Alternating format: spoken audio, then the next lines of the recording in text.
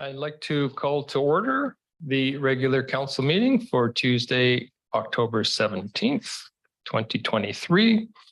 This meeting is being recorded live and is streaming on the District of Summerland YouTube channel.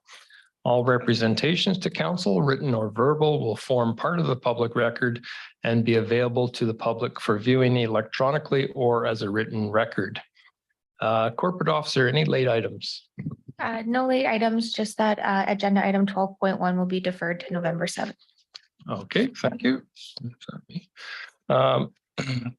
So if I could get an approval of the agenda as amended, Councillor Van Elfen, Councillor Betts, all in favor?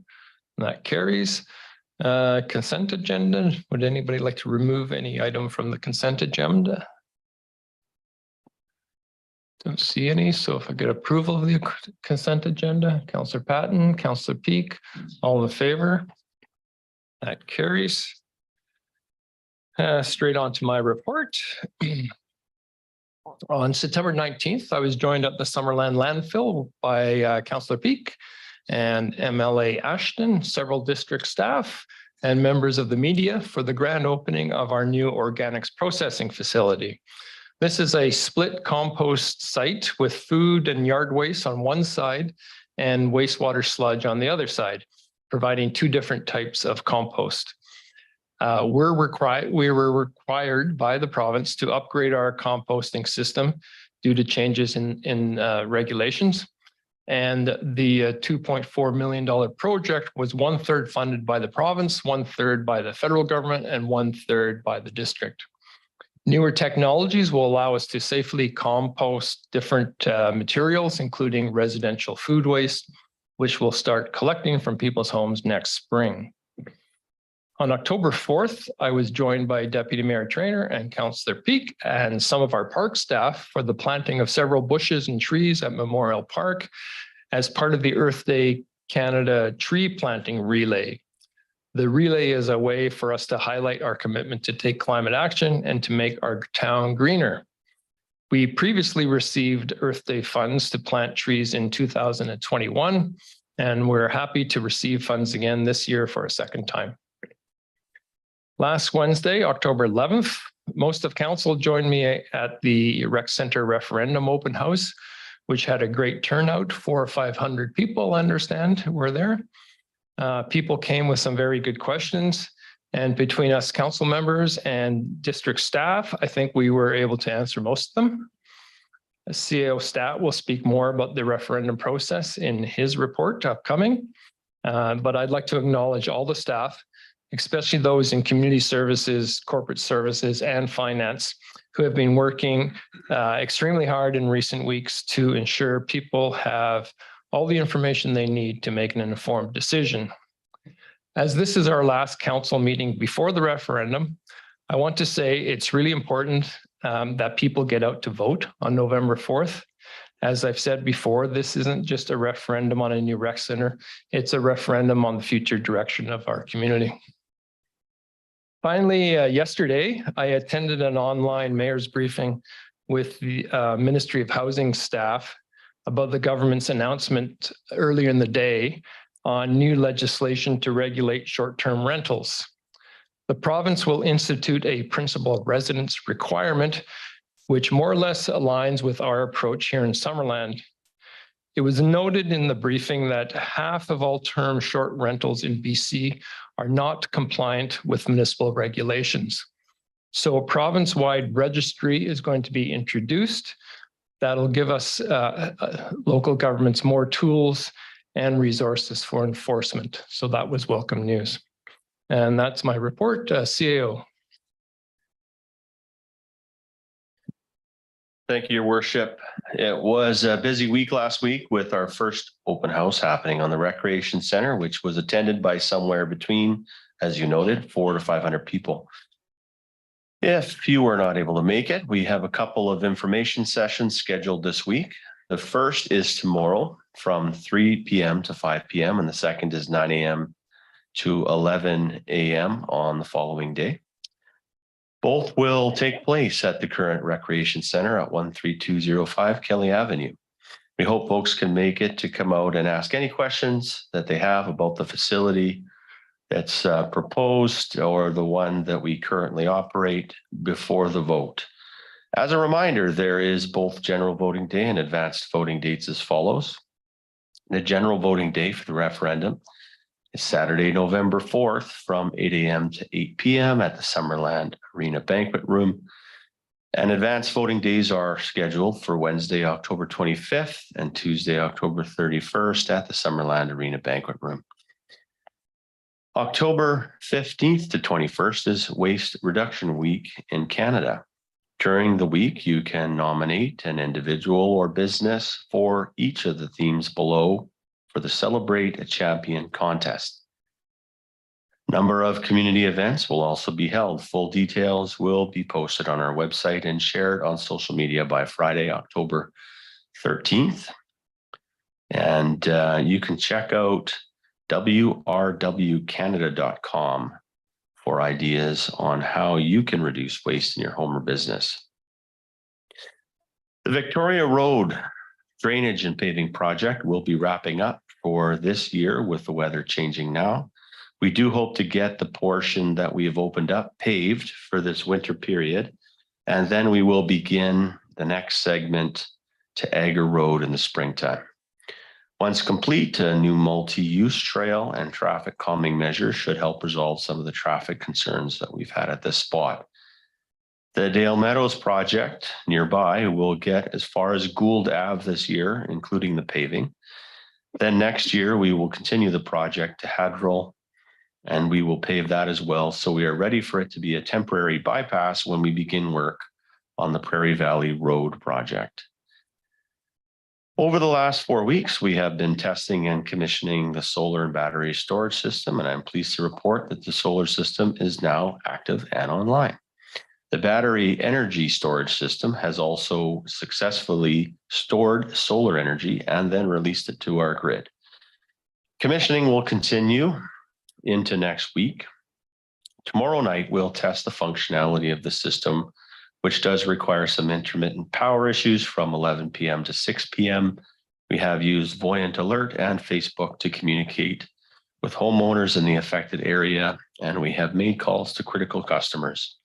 Area residents will also know construction on the Denike access road to the site is happening, which is also the same road to the future location of our upcoming proposed eco-village. And with that, I wrap up my report.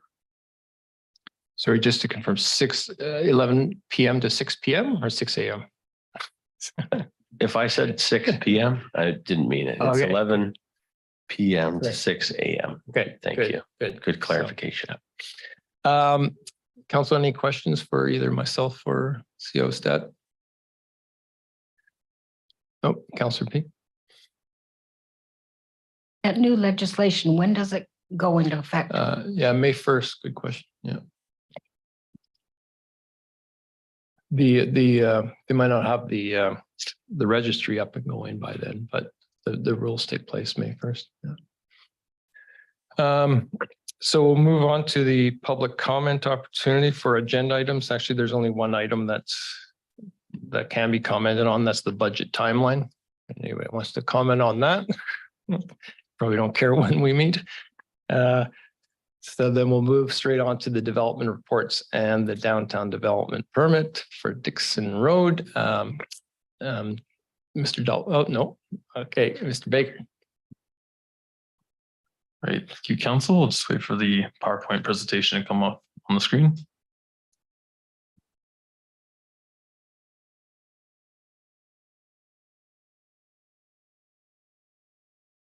All right, yes, so we have a multifamily development permit application, DP 23007 at 13609 Dixon Avenue. It's for a 4-story 90-unit seniors rental apartment building. So just give it a little bit of overview of the neighborhood. So it is close to the downtown and it's close to services, most notably grocery stores, retail stores, government and public services. And it's within an area of a range of different land uses and densities, most notably single detached dwellings, townhouses, apartments, and then some commercial use such as pharmacies and other services. It's also within 1 to 2 blocks of school fields and Memorial Park. Okay, and the subject property is currently zoned residential high density. This zoning designation allows for apartments or a townhouse and apartment mix, permits a maximum height of 15 meters or 4 stories. There was a rezoning and OCP amendment, which was approved by council last year with site-specific zoning, whereby council approved that rather than 1.25 parking spaces per dwelling unit, each dwelling unit would get 1 parking space. Additionally, there is also a site-specific provision whereby allowing a health service, a pharmacy, which is ancillary to the health service use, and a childcare center. In terms of the official community plan, so the subject property is designated high density residential. This designation is in areas that are close to or in the downtown core, are located on major transportation routes. And this designation also supports multi-story apartments and townhouses, and it also promotes compact neighborhoods that are close to services. Policy objectives include that the area allows for many types of housing forms, such as single detached, townhouses, apartments, and commercial, utilizes existing infrastructure, promotes infill development, which is close to the downtown core, and promotes compact and buildings that are resource conserving and that utilize energy efficiency. This designation and subject property is within the urban growth boundary, and it is subject to the multifamily design guidelines. Right, so just an overview of the transportation in the area, most notably the cycling master plan. I'm just letting the... So on your screen here, you can see the cycling master plan, the major routes. These routes here are predominantly protected and separated to allow safer transit through the district. This transportation would encourage active living and quick access to services. Additionally, other mobility vehicles such as scooters can be used within these bike lanes rather than on sidewalks or on the streets. And the intent of this plan is to reduce the usage of vehicles. So where this subject property is located, it's very close to, as mentioned before, services that persons are able to efficiently access without using a vehicle. This is just an overview of the utilities in the area. So the site is serviced by water and sewer. However, there is no storm infrastructure currently at the site. And in regards to sidewalks, there is no sidewalk on Dixon Avenue. The closest one is on Jubilee Road. So as part of the development of the site, there will be off-site improvements such as sidewalks, curb gutter, that kind of infrastructure. And there may be a possible sidewalk connection to Jubilee Road from the subject site. Sorry, just having tech troubles here. There we go. So that orange line there, that would probably be the then if there was a new sidewalk connection, that's likely where it would be placed.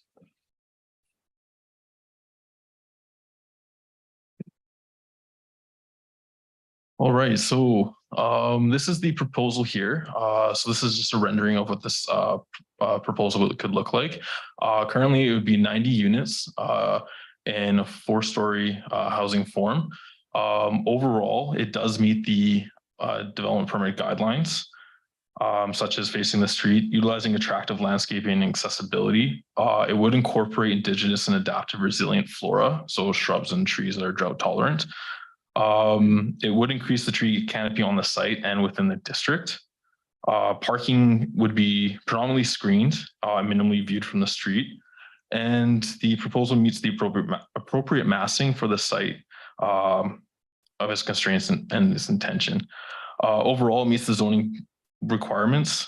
There is a variance being requested to reduce the number of Class A bicycle spaces. So those being bicycle spaces stored in indoors and lockers secured, accessed by the residents, from 180 to 24. Go to the next one, just project details. So again, there's 90 residential units, of which 70 units are 1 bedroom and 20 are 2 bedroom. There will be 2,099 square meters of amenity space provided. So that'll be in the form of on-site facilities, garden plots, dog runs, that sort of thing. In regards to parking, there will be 90 residential parking spaces provided, 9 of which will meet the 10% rule by having being electrified allowing for EV charging. And there'll also be an additional 9 visitor parking spaces. So this is the proposal for the first story. So the green highlighted section, that will be 9 residential units that will be located on the first floor.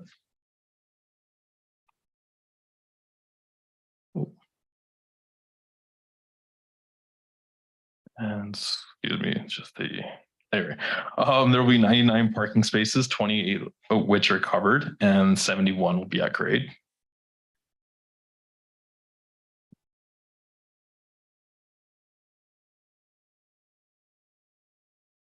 Thank you.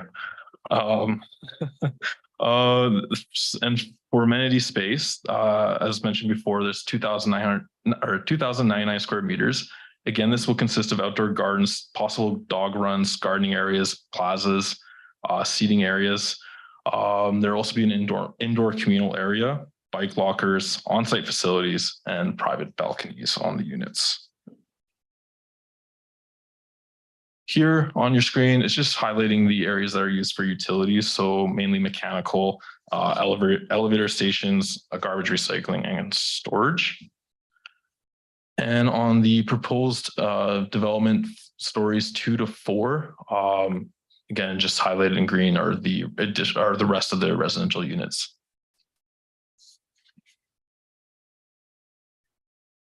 So for the proposal, so this is the facade treatment. It utilizes a contemporary or modern design, uses a variety of materials such as wood grain metal panel, white stucco, pomegranate stucco, mixture of different grays for the hardy board. And here is the proposed landscaping plan. So there's a lot of vegetation on the periphery of the subject site. There's also a vegetation within the parking area and within the plaza area. Additionally, there will be garden and flower beds for residents, meandering paths with shaded seats on the left of the project here. There is use of pollinator plants, and again, just to mention that's utilizing resilient flora on the site. This slide here just shows the water usage intensity depending on the area for landscaping. So in red, it would mostly be the sod, and the orange and yellow are used by trees and shrubs. Regards to the, as all of our projects, they are referred to internal departments. And most notably, the comments that were provided is that there will be sewer and water upgrades and connections. The project will have to meet fire department requirements. And of course, there's street frontage upgrades. This project went to the APC meeting on September 29th. Of course, the APC reviewed and asked questions about the proposal, which staff answered. In the end, the APC supported staff's recommendation of supporting the approval of the development permit. So just to summarize, so overall, the project meets the goals and objectives of the OCP and the design guidelines. The project additionally meets zoning requirements other than the variance to the Class A bicycle spaces. The project would contribute to much needed housing within the district.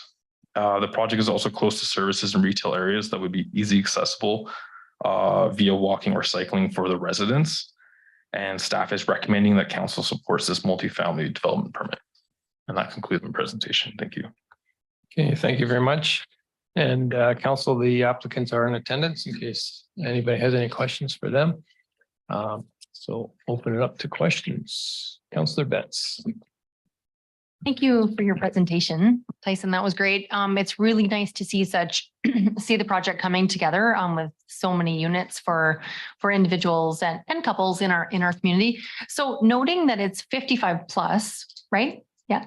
I'm just wondering about the cycling. So going from 180 to 24 spots, I recognize that those are indoor protected spots. But we're seeing more and more of our residents 55 plus taking up e-biking and cycling. So my concern going down to 24 is I'm just not sure how representative that is of your residents. I know it's 55 plus. Now we might have some residents who are 80 plus who are not riding bikes anymore. But if we're talking 55 to 70, there's tons of Summerlanders who are cycling. It's especially with better cycling paths.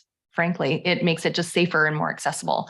So my question is, if there's not these official indoor parking spots, would residents be able to park their bikes or e-bikes in their own units?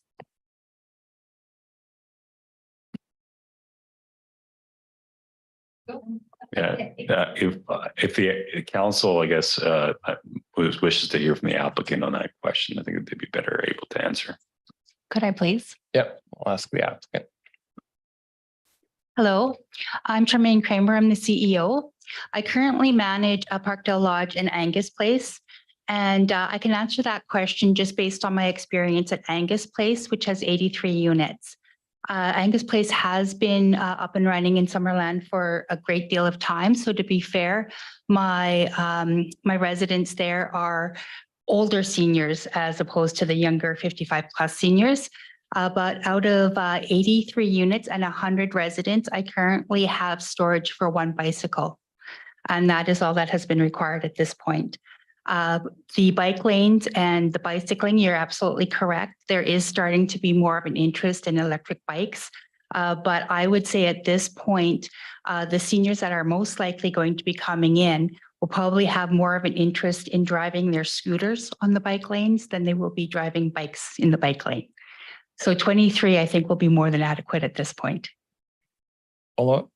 So as a follow-up, so those motorized scooters then, is that something that residents would drive right into their suite, or would they typically park them in these secure indoor parking spots? We will probably make some type of accommodation for them to park either in some type of secured outdoor location, or possibly use some of the space that is for the bicycle parking for scooters as well.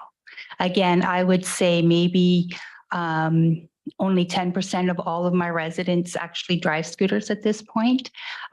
With the proximity to downtown, I really think that we're going to be looking at seniors who are pedestrians and not drivers of anything. Thank you. Thank you. Anybody else? Councillor Van Elfen. Mr. Mayor, maybe a question through to our Director of Development Services. On the corner, west corner of Dixon and Jubilee, there's a project on the works there now. I don't recall, are they required sidewalk at the frontage on Jubilee? Through your worship to Councillor Van Elfen, yes, you're correct. They are required to install sidewalk as part of their project on the Jubilee, because it's a collector road, and I think as well on Dixon. They are installing a sidewalk, not on Spencer though. We've provided an exception there. Mm-hmm. So that would be going forward as well, most likely in the near future. So I'm just grateful to see that there is sidewalk proposed to go to Jubilee, but it goes nowhere. You know, because there's no sidewalk heading east towards, you know, the Nestor's Plaza.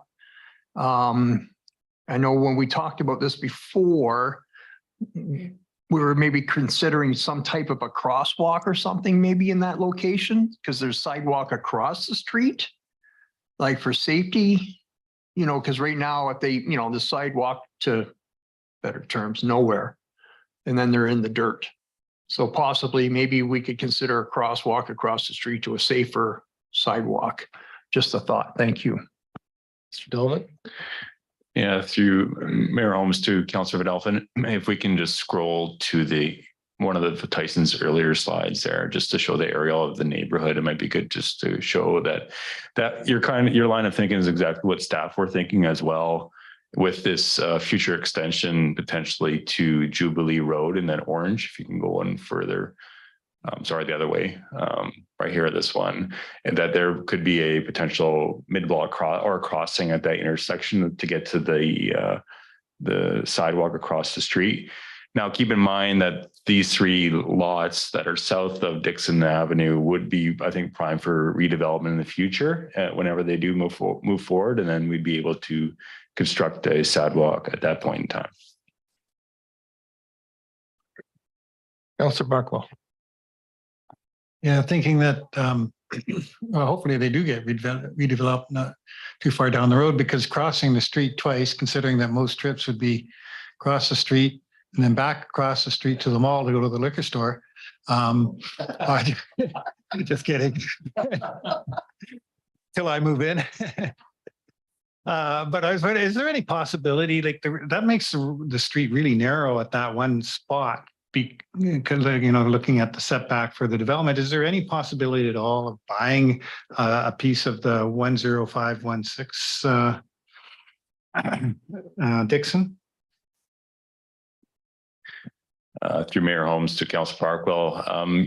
We could have some discussions with the landowner. That's actually the rationale for the second part of the resolution recommended today, is to get some direction from council for us to start the exploration of that discussion with that landowner, with the approval of this development permit, if it does go forward with council, to really explore like this sidewalk. It might need land purchase required to get the dedication required for the sidewalk. Thank you.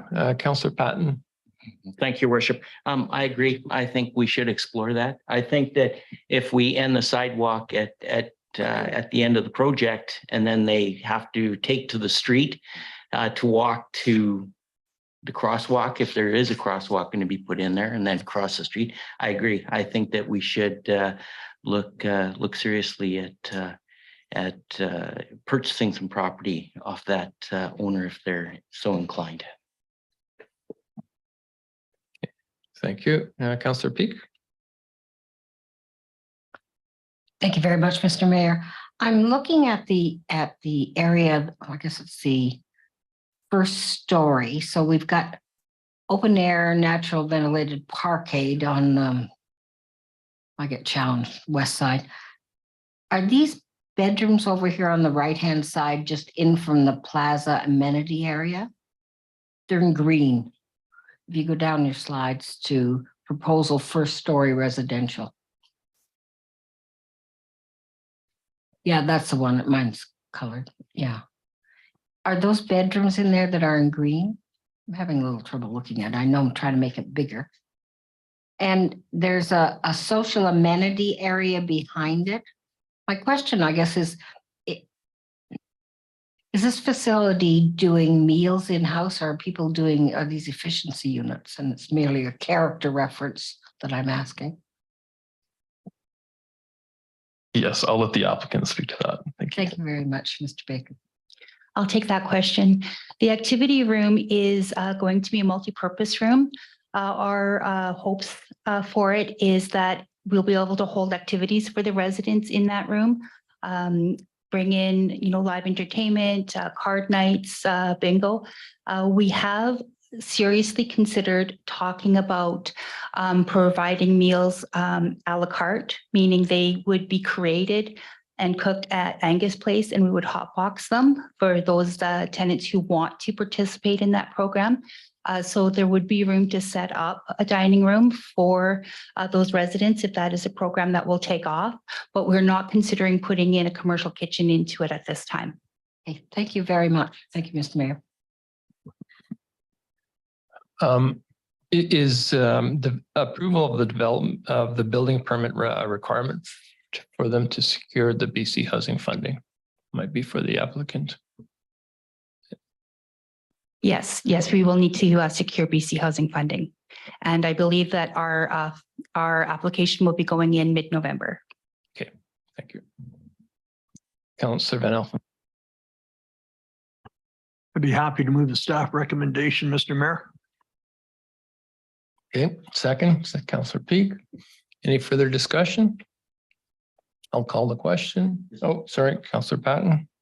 I just for council, Mr. Jim Micklejohn is an award-winning architect, and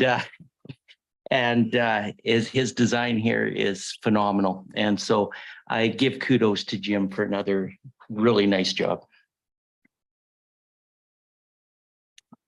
Okay, thank you. So I'll call the question. All in favor?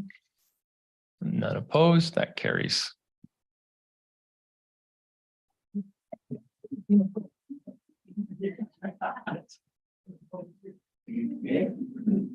Development variance permit for 11467 Giants Head Road, and Mr. Baker.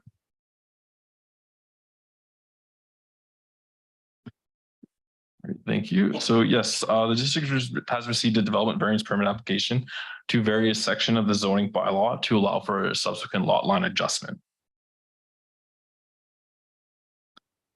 So just to give some context, so the subject property is zoned agriculture, small acreage, the A1 zone. It does allow for a multitude of agriculture related uses. In terms of the area, the subject property is in a largely rural and agricultural part of Summerland. In terms of the official community plan, so it is designated agriculture. These and policies include supporting agricultural activities, support, maintain, and complement the ALR regulations, as well as strengthening the economic base of the agricultural community. Furthermore, the regional growth strategy encourages value-added agricultural activities that improve farm economic viability.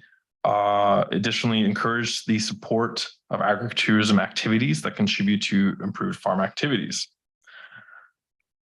As aforementioned, the subject property is located within the Agricultural Land Reserve. Therefore, the parcel and the proposal are subject to the ALC Act, most notably the ALC's Act General Regulation.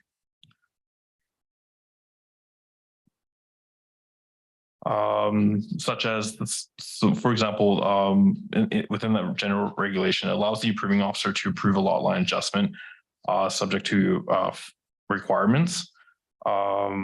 And in regards to the proposal, so the subject property is 1.67 hectares in size. The A1 zone allows for a minimum of 2 hectares through subdivision. The applicant would like to sell approximately 0.53 hectares of underutilized farmland to the property to the north, which is Maria's vineyard, so that the northern property can expand their farming operation by planting more vineyards. The applicant, another reason why the applicant is requesting this variance is because they are not farming due to health and age constraints and like the area to be farmed further. Therefore, the applicant is requesting to vary section 3.3.2C of the zoning bylaw to allow for a lot line adjustment with a minimum lot width and minimum lot area less than the zoning bylaw requirements, where the lot area will be smaller than the smallest lot prior to the adjustment. Should a variance be approved by council, a subsequent subdivision application would be required to allow for the lot line adjustment. Therefore, the subject lot would be 1.14 hectares, so losing approximately 0.53 hectares, and the northern lot would be 4.59 hectares, gaining that 0.53 hectares. All right, so this is what the current property looks like now. And that is the northern property there that is looking to purchase 0.53 hectares from the yellow highlighted property. Should the lot line adjustment or should the variance and subsequent lot line adjustment proceed, this is what the new lot would approximately look like.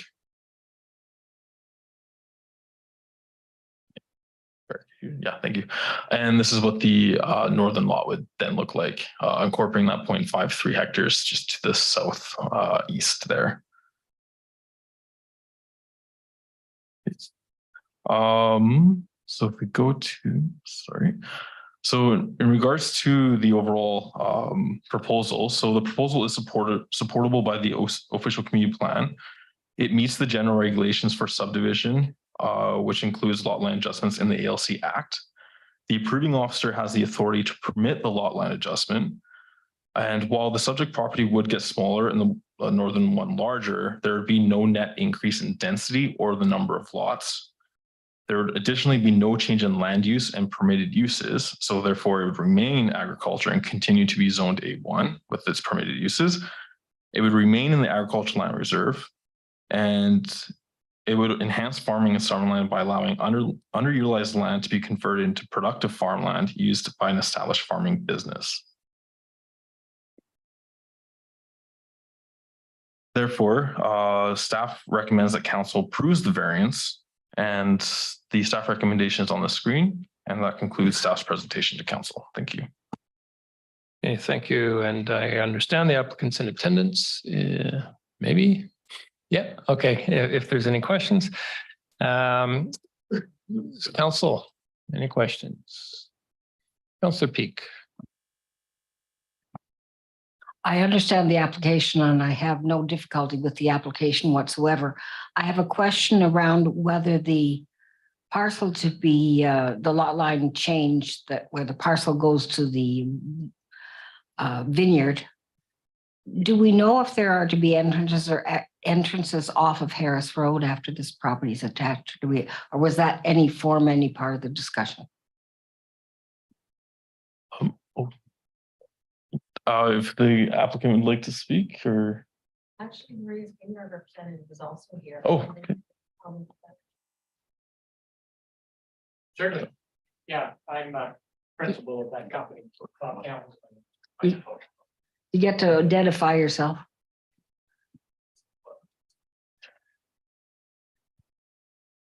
Yeah, name is Bob Campbell, and I'm the principal of Maria's Vineyard. So there's no necessity for, in answer to the question, there's no necessity for any additional accesses off of Harris Road, because this property will be amalgamated with the adjacent property that already has an access. So there will be no need, and there won't be any residential development or anything of that nature that's going to be built on this property that would require that. And the remaining parcel gets its access off of Giants Head Road. So nothing required there. Thank you very much. And thank you for the question, Mr. Mayor. Thank you. Councillor Van Elsen. Thank you, Mr. Mayor. I would move the staff recommendation if there's no more questions, but I just, the interesting part of this is it still remains in the ALR. It's still going to be farmed, probably farmed more extensively now than it has been in the past. And kudos to the owners of the property for wanting to stay on their property. You know, I think it's a win-win personally for everybody. And, you know, I hope the ALC sees this favorably, and you know, it's just going to be far more intensively. Thank you very much, Mr. Mayor. I don't believe it goes to the LC, yeah. So even if they don't see it. Sure, except we need a seconder. It's been moved. Okay, second, go ahead. I guess, so the access is going to go to Giants Head Road. I noticed that I take it that it's following the property line on 11455. Is it a reciprocal access agreement so that they can cross the property there? Yes. So there's a driveway access easement on that Perfect. property too. Thank you so much. Okay, anybody else? I'll call the question. All in favor? None opposed. That carries. 9.3 zoning bylaw amendment 10113 Quinpool Road. Mr. Baker. Thank you, Council. Yes, so this application is a rezoning application. Application number is at 23003, located at 10113 Quinpool Road. The purpose of this rezoning is to rezone the property from RSD1 to RSD1I to facilitate a 2-lot subdivision. So in terms of the neighborhood, includes many different zones which allow for single, detached, duplex, and multifamily housing, as well as commercial zoning. Again, the property is zoned RSD1 and the proposal is RSD1I. So it's just allow for smaller lots to create single detached housing. The official community plan designates this property as low density residential intensification. So the subject area has multiple mixed designations from low density residential, multifamily residential, institutional, and commercial due to its close proximity to the downtown core. This property is within the downtown development permit area. However, because it's for a single detached dwelling, no DP is required. The low density residential intensification designation are areas that are considered underdeveloped in mature neighborhoods, are located within roughly 5 minutes of walking distance to public amenities and services. And this designation encourages density through infill development. Proposal. So the proposal against to rezone from RSD1 to RSD1I to facilitate 2-lot subdivision, whereby proposed lot A would be 308.7 square meters and proposed lot B would be 662.7 square meters. It should be worth noting that should this rezoning and subsequent subdivision proceed, proposed lot B could be further subdivided under the RSD1I zone. If it were to proceed, a new single detached dwelling would be constructed on the new lot, which is proposed lot A. And overall, the proposal meets OCP policies and intent, such as increasing affordable forms of housing by increasing density, creating smaller lots, and utilizing existing municipal infrastructure. This slide here on your screen just kind of highlights the differences between the RSD1 and RSD1I zone. Not a large difference aside from the minimum lot area and the lot depth. And the RSD1I zone doesn't have a minimum building envelope, but the size of the building is controlled by the lot coverage and the setback requirements within that zone. The RSD1I zone does allow for density bonus provision, which can further reduce the lot size to 275 square meters. And the density bonus for that is approximately is $5,000. And those funds go into a reserve fund for parks and recreation, or purchasing equipment or firefighting apparatus, that sort of thing.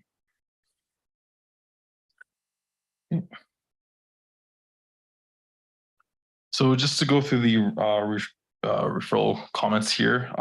So with most redevelopment in the downtown core, there will be upgrades to water and sewer, underground utilities, some street frontage upgrades.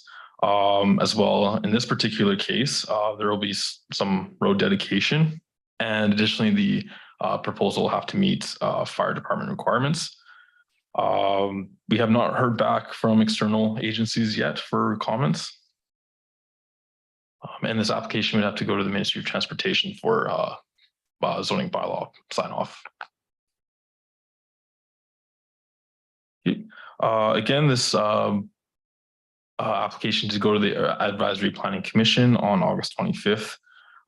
Again, with all APC meetings, the APC did have questions, which you can see on your screen there, to which staff has responded to. In the end, the APC supported the zoning bylaw amendment. Yep, and just to summarize here, so again, the proposal does meet the zoning requirements of the RSD1I zone. The proposal additionally meets the intent of the OCP, such as infill development, utilizing existing infrastructure, supporting the urban growth boundary, and it would add to the overall housing stock within Summerland.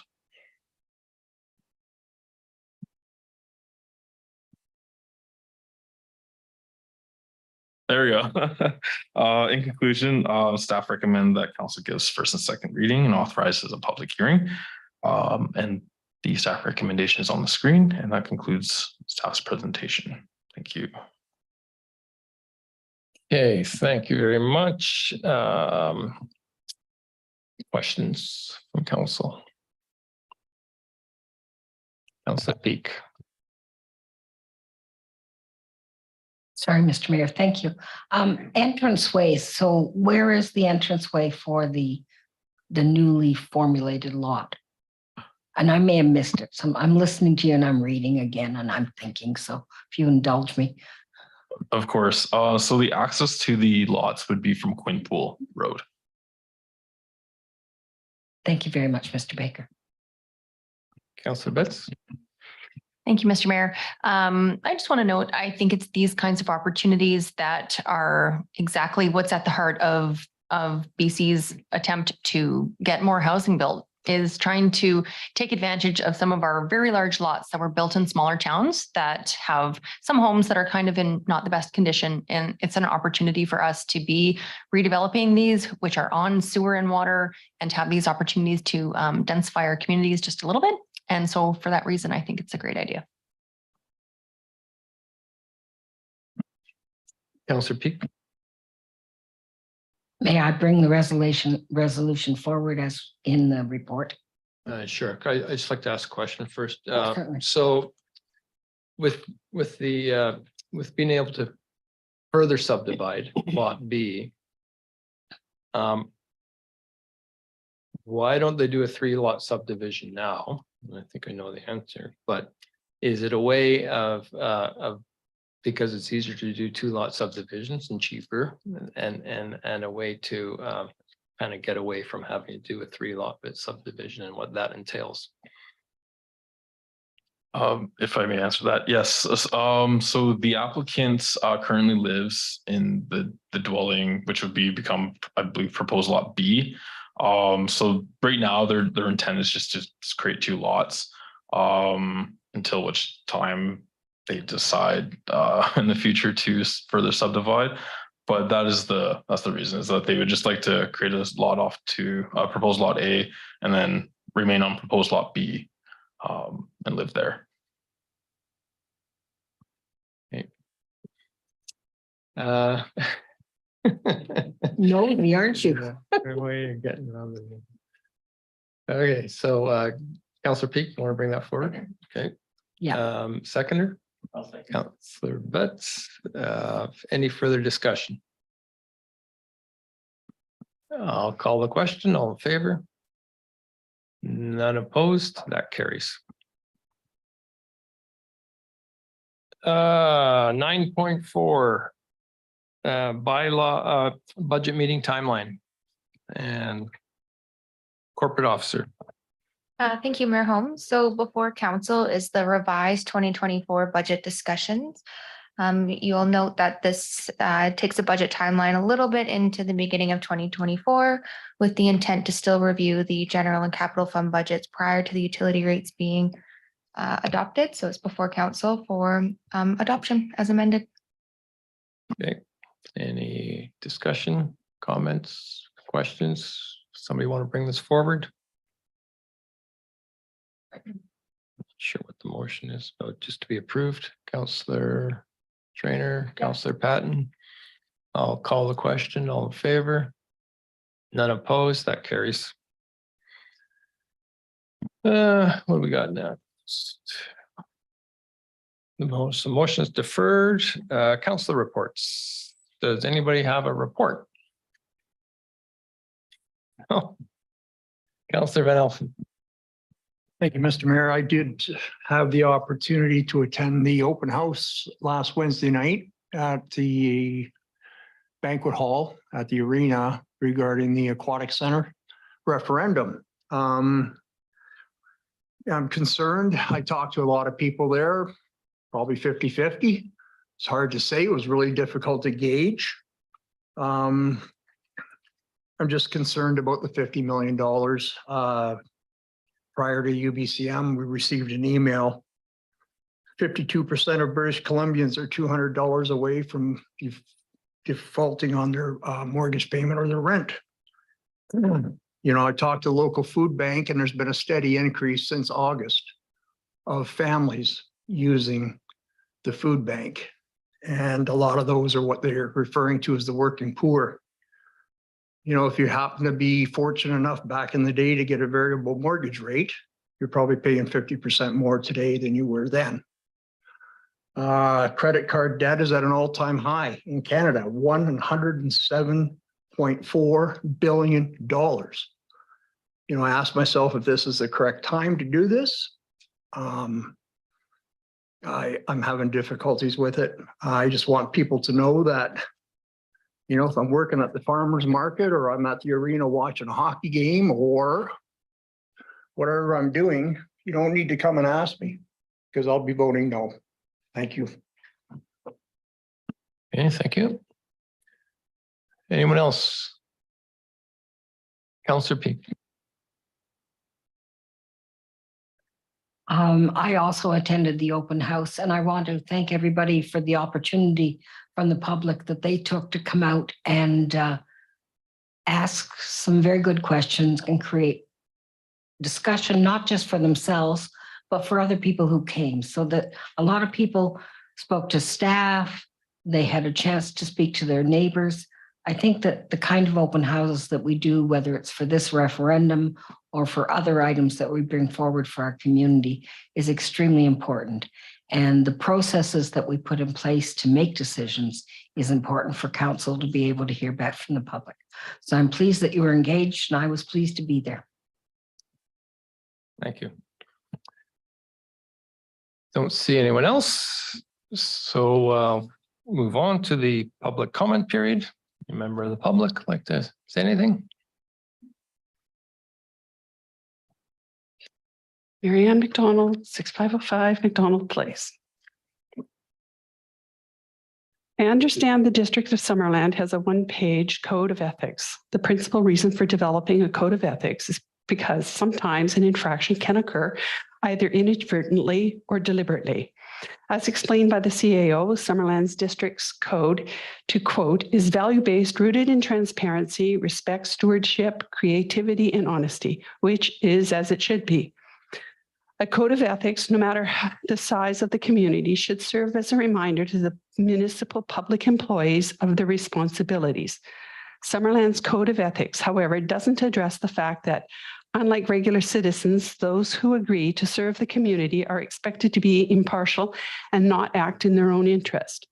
I believe municipal employees have a responsibility to the community they serve and should ensure courteous, which in my experience staff have, effective and impartial service delivery to all groups and individuals within the community. I feel that the responsibility of not being impartial has been a problem for some staff in the past and appears to be carrying forward. One can argue about what is impartial service, but staff sending emails to specific groups or individuals attempting to garner support for a project is not being impartial, especially when no other options are presented to the recipients. Impartiality for me is about having all the facts and options available, not a one-sided view. To have this behavior continue to be repeated is very disconcerting. Thank you. Thank you. Anyone else?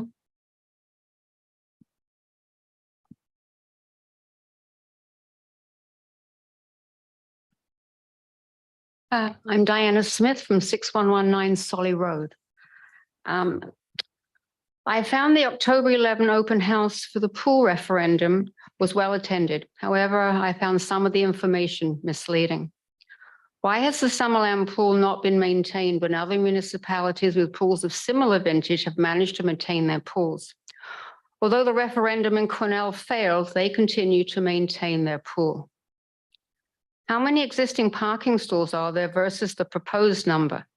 The arena plus the pool will double the amount of parking required. By providing only the minimum parking requirements for the site, parking will be full to overflowing, especially if there's a hockey and a swim meet on the same day. A grant of up to $25 million has yet to be approved, with previous attempts to access grant funds having failed. If the full $25 million grant is not approved, the property owners will be on the hook for the difference. Why not get funding in phases in place first? Finally, why do non-property owners get to vote on a referendum to borrow money and yet they are not likely to have to pay taxes on? I'm not sure everyone understands the additional burden this will be on many property owners on fixed incomes.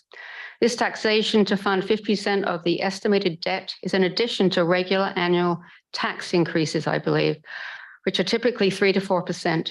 To quote a neighbor who is in agreement with this, just deliver your house, just defer your tax houses with interest if you're over 65, and it will be taken off the sale of your house when you either move or die. But why should the property owner be penalized for not funding a $50 million recreation center? Thank you very much. Thank you. Anybody else?